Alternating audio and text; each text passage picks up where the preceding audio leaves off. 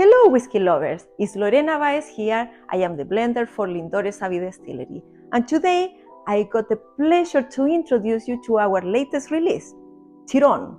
To create Thiron, we combine the finest virgin oak cask coming from Thiron Gardice in France with our Old Forester bourbon and also some red wine barriques. As a result, what we got here, I'll put a glass. See the color?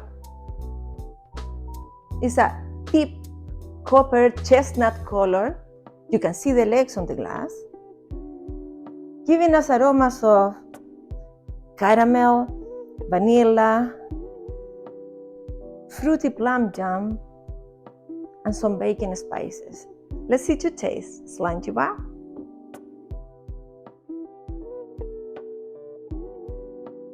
It's very silky, smooth on the palate.